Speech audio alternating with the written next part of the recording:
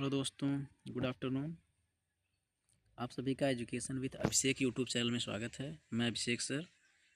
बच्चों, आज DElEd second semester के हिंदी के वर्णमाला और व्याकरण से संबंधित कुछ महत्वपूर्ण प्रश्नों का संकलन लेकर उपस्थित हुए हैं। ये प्रश्न सिर्फ डीएलएड के लिए नहीं बल्कि टेट, सुपर टेट और सीटेट में भी अपनी महत्वपूर्ण भूमिका निभाते हैं, जो विषय वस्तु के हिसाब से बहुत महत्वपूर्ण है। इसलिए वीडियो को आप लोग बहुत ध्यान से देखिएगा। और हाँ, यदि आप चैनल पर नए हैं तो चैनल को सब्सक्राइब ज़रूर कीजिएगा और वीडियो पसंद आए तो लाइक और शेयर भी कीजिएगा।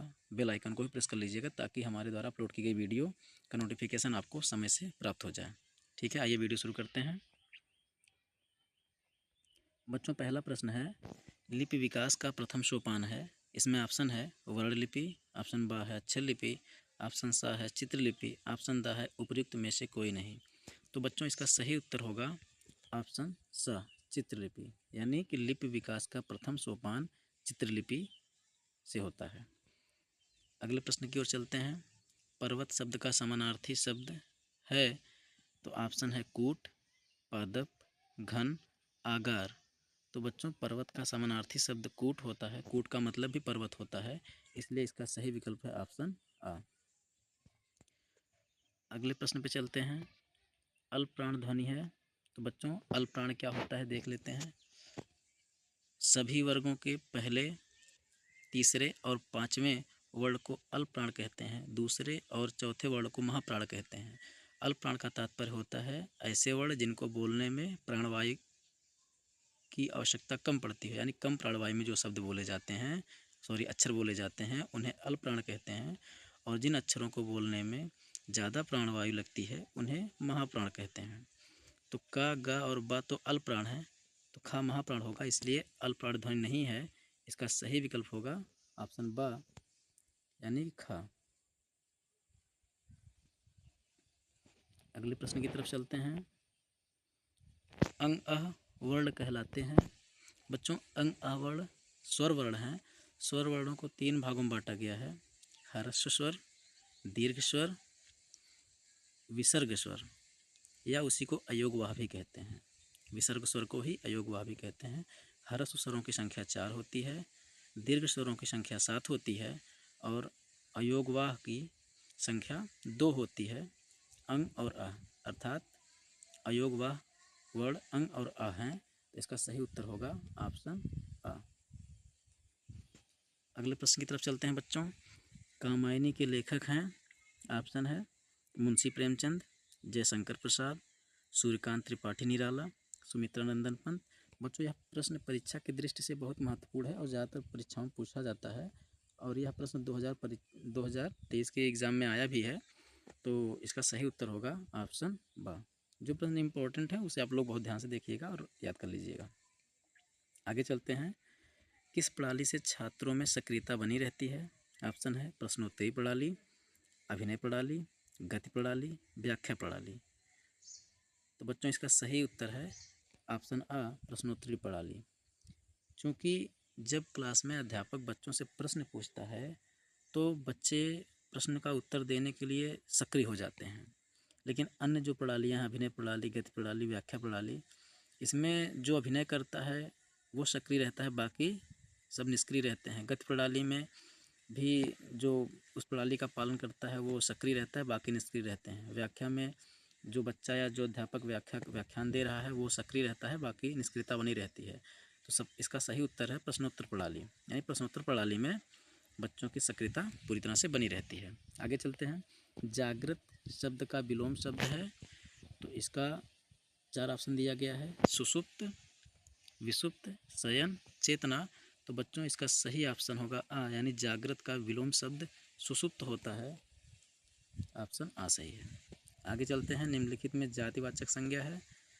ऑप्शन है पुस्तक, ममता, अच्छाई, सुरेश। तो बच्चों, पुस्तक जो है जातिवाचक संज्ञा है, तो इसका ऑप्शन आ सही है।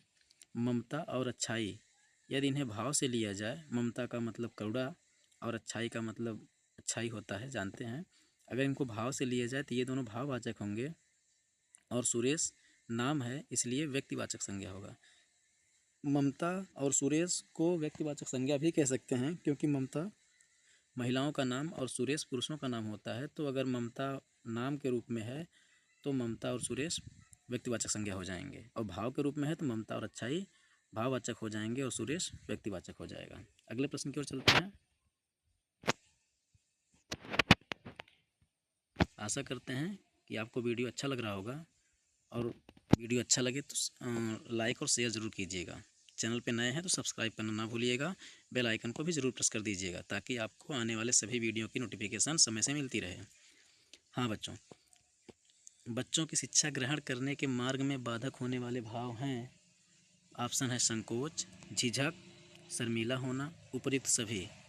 तो इसमें यदि बच्चे शिक्षा ग्रहण कर रहे हैं, अगर बच्चा संकोची होगा या झिझक होगा या उसके अंदर शर्मीलापन होगा, तो वह अपनी बातों को सही से व्यक्त नहीं कर पाएगा और उसको सीखने में भी बाधा उत्पन्न होगी।